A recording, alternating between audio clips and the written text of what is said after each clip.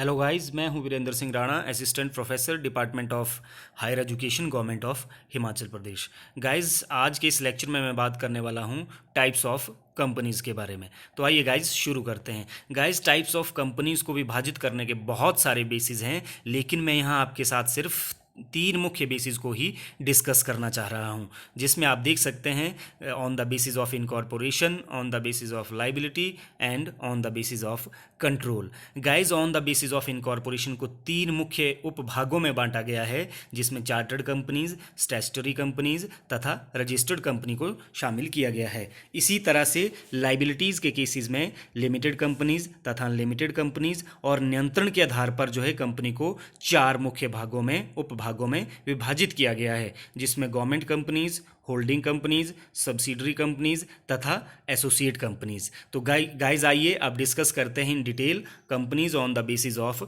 Incorporation. Incorporation के आधार पर guys पहला है चार्टर्ड कंपनीज। चार्टर्ड कंपनीज वो कंपनीज होती है जो पुराने समय में किसी भी किंग या क्वीन के रॉयल चार्टर्ड के द्वारा विशेष कार्य को पूरा करने के लिए बनाई जाती थी। गाइज, ये कंपनी अब जो है एग्जिस्ट नहीं करती है, और इन कंपनियों के उदाहरणों में आप east India company, bank of Japan, bank of England इत्यादि को शामिल कर सकते हैं। अब आइए गाइज, स्टैट्यूटरी कंपनीज, वैधानिक कंपनियां। वैधानिक कंपनियां वो कंपनियां हैं जो स्पेशल एक्ट ऑफ पार्लियामेंट या स्टेट लेजिस्लेटिव एक्ट के अंतर्गत किसी विशेष उद्देश्य को, जो कि एक राष्ट्रीय महत्व का हो, उसको लेकर बनाई जाती है। और इन कंपनियों को जो है अपने नाम के आगे जो है अंत में लिमिटेड लिखना जरूरी नहीं है, और इसमें आप reserve bank of India, life insurance corporation of India, state bank of India इत्यादि को शामिल कर सकते हैं।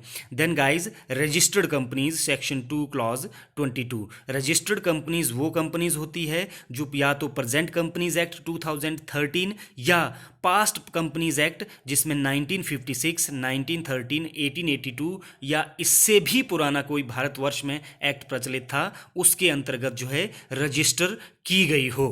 आइए गाइज अब बात करते हैं classification on the basis of liability. Liability के आधार पर कंपनी को 2 मुख्य भागों में उपभागों में विभाजित किया गया है, जिसमें जो है लिमिटेड कंपनीज तथा अनलिमिटेड कंपनीज। लिमिटेड कंपनीज में गाइज 2 मुख्य उपभाग और हैं, लिमिटेड बाय शेयर कैपिटल तथा limited by guarantee. Limited by share में एक बहुत ही महत्वपूर्ण जो है टाइप डिस्कस किए गए हैं, जिसमें प्राइवेट तथा पब्लिक कंपनी, जिसको हम बाद में डिस्कस करने वाले हैं। अभी गाइज हम डिस्कस करेंगे limited by guarantee, section 2 clause 21। Limited by guarantee guys companies वो कंपनीज होती है जिसमें सदस्य जो है जो अमाउंट मेमोरेंडम ऑफ एसोसिएशन में लिखा गया है और उन्होंने गारंटी दी है कि कंपनी की वाइंडिंग अप अगर हो जाती है तो वाइंडिंग अप के समय जो है एक फिक्स्ड अमाउंट कंपनी को जो है कंट्रीब्यूट करेंगे। यहाँ मुख्य बात यह है कि इस तरह की कंपनी में कंपनियों के जीवन काल के दौरान जो है सदस्यों का दायित्व उत्पन्न नहीं होता है, और जब कंपनी वाइंडिंग अप में जाती है केवल उसी समय ही सदस्यों का दायित्व उत्पन्न होता है। और अगर ये कंपनी जो है शेयर के साथ है, यानी कि लिमिटेड बाय शेयर है, और आपने उसकी कोई अनपेड कैपिटल है वो रह गई है, यानी कि पेड अप कैपिटल का आपने कोई भाग अभी तक कंपनी को वापस नहीं किया है, तो आपको वो अनपेड अप कैपिटल का भाग प्लस जो आपने गारंटी अमाउंट कंपनी को देने की दी है, वो दोनों के दोनों आपको जो है कंपनी को वापस करने होंगे, वो भी वाइंडिंग अप के समय। तो यहाँ पर ये मुख्य है कि आपकी लाइबिलिटी सिर्फ वाइंडिंग अप के समय ही रेज होती है। आइए गाइज अब बात करते हैं अनलिमिटेड कंपनीज की। गाइज, ये वो कंपनीज होती है जिनके सदस्यों का दायित्व जो है असीमित रहता है। असीमित रहने का मतलब है कि अगर इस तरह की कंपनीज में लॉस होता है तो आपकी जो है निजी संपत्तियां यानी कि घर बार भी उस लॉस को पूरा करने के लिए कानून के अंतर्गत जो है बेचा जा सकता है। परंतु गाइज, ये कंपनी अब बहुत ही कम देखने को मिलती है, और आप कह सकते हैं कि ये सिर्फ अब कागजी कंपनियां हैं। हकीकत में आपको ये कंपनियां वर्ल्ड में कहीं भी देखने को नहीं मिलेगी। इसके बाद गाइज, लिमिटेड बाय शेयर, जो कि बहुत ही महत्वपूर्ण जो है पार्ट है हमारे कंपनीज लॉ के, जिसमें आप देख सकते हैं private company, section 2 clause 68, public company section 2 clause 71। Private companies guys वो कंपनीज होती है जिनमें ये तीन मुख्य विशेषताएं जो है विद्यमान रहती है, जिसमें ये कंपनियां जो है अपने शेयर को जो है फ्रीली आउटसाइड पर्सन को ट्रांसफर नहीं कर सकती, यानी कि नहीं बेच सकती। और दूसरा कि इन कंपनियों के केसेस में मैक्सिमम नंबर ऑफ जो मेंबर हैं उस पर सीलिंग लगाई गई है, लिमिटेशन लगाई गई है। इन कंपनी में, प्राइवेट कंपनी में मिनिमम 2 और मैक्सिमम सिर्फ 200 मेंबर ही रह सकते हैं, इनमें 200 से अधिक मेंबर नहीं हो सकते। और तीसरी जो इसमें मुख्य विशेषता है कि प्राइवेट कंपनी लिमिटेड जो है अपने शेयर्स को आम जनता यानी कि हम और आप जैसे लोगों को इशू नहीं कर सकती, इस चीज की भी इनको जो है मनाही है। गाइज इसमें एक बात मैं और ऐड करना चाहता हूं कि प्राइवेट कंपनी के केसेस में आपको जो है अंत में प्राइवेट लिमिटेड शब्द लिखना जो है कानूनी तौर पर अनिवार्य रखा गया है। और एक और महत्वपूर्ण बात गाइज कि पहले इसमें जो है एक शेयर कैपिटल की सीमा निर्धारित की गई होती थी, परंतु कंपनीज अमेंडमेंट एक्ट 2015 के बाद जो है प्राइवेट कंपनी और पब्लिक लिमिटेड कंपनी के केसेस में शेयर कैपिटल की जो सीमा को जो है, जो एक सीलिंग थी मिनिमम, वो हटा दी गई है। इसलिए मैं अब यहाँ पर जो उस चीज़ को डिस्कस नहीं कर रहा हूँ। आइए गाइज अब बात करते हैं पब्लिक कंपनीज की। गाइज पब्लिक कंपनीज वो कंपनीज हैं जो कि प्राइवेट कंपनी नहीं है। प्राइवेट कंपनी नहीं होने का मतलब है कि ये कंपनियां अपने शेयर जो है फ्रीली किसी दूसरे पर्सन को जो है, आउटसाइड पर्सन को जो है आसानी से बेच सकती है। साथ ही साथ ये कंपनियां जो है अपने शेयर आम जनता यानी कि हम और आप जैसे लोगों को जो है इशू कर सकती है। और इनकी जो है मैक्सिमम जो एक सदस्यता पर कोई भी लिमिटेशन यानी कि जो है पाबंदी नहीं है। इसमें जो है अनगिनत और असीमित मेंबर हो सकते हैं, परंतु जो है मिनिमम मेंबर साथ के साथ ही ये कंपनी चलाई जा सकती है। आइए गाइज अब बात करते हैं companies on the basis of control, यानी कि नियंत्रण के आधार पर कंपनी का वर्गीकरण। नियंत्रण के आधार पर कंपनी को 4 मुख्य भागों में विभाजित किया गया है, जिसमें government company, holding company, subsidiary company तथा एसोसिएट कंपनीज। गाइज आइए अब बात करते हैं गवर्नमेंट कंपनी। गवर्नमेंट कंपनी वो कंपनीज होती है या वो कंपनी यानी कि सेंट्रल गवर्नमेंट ने जिन्होंने किसी कंपनी के 50% से ज़्यादा के शेयर,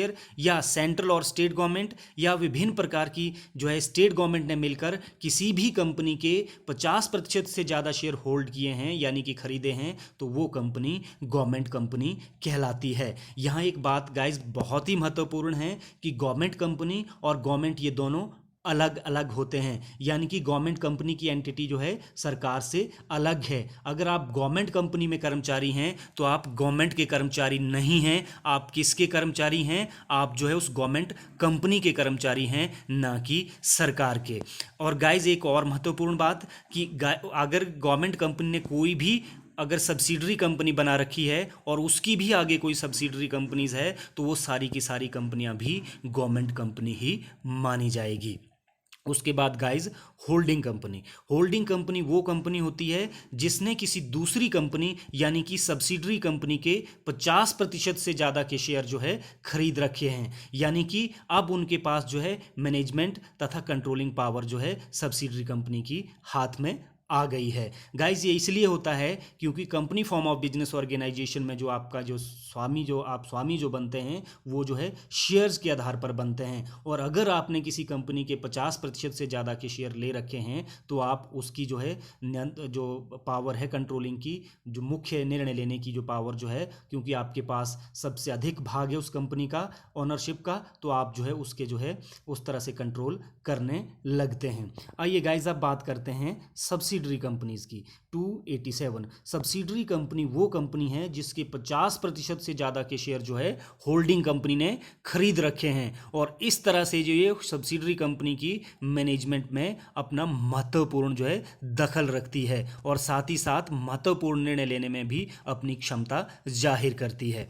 आइए गाइज इसके बाद हम बात करेंगे associate company. Associate company guys वो कंपनी है जिसका किसी दूसरी कंपनी में सिग्निफिकेंट इन्फ्लुएंस यानी कि बहुत ही महत्वपूर्ण प्रभाव है। महत्वपूर्ण प्रभाव का अर्थ यहाँ पर है कि उस कंपनी ने किसी दूसरी कंपनी के कम से कम 20% तथा ज़्यादा से ज़्यादा 50% तक के शेयर जो है खरीद रखे हैं। और गाइज इस तरह की फॉर्म का जो सबसे बड़ा जो एग्जाम्पल है वो है जॉइंट वेंचर्स, जो आज के ज़माने में बहुत ही प्रचलित है। और इसमें गाइज एक बहुत ही महत्वपूर्ण बात यह है कि ये कंपनी सिर्फ 20 से 50% तक ही शेयर खरीद सकती हैं। अगर ये 51% यानी कि मोर देन 50% खरीदती हैं तो वो जो है होल्डिंग कंपनी बन जाती है, ना कि एसोसिएट कंपनी। गाइज इसके बाद आता है on the basis of nationality, यानी कि राष्ट्रीयता के आधार पर कंपनी का वर्गीकरण, जिसमें दो मुख्य उपभाग हैं, इनलैंड यानी कि स्वदेशी कंपनियां, फॉरेन यानी कि विदेशी कंपनियां।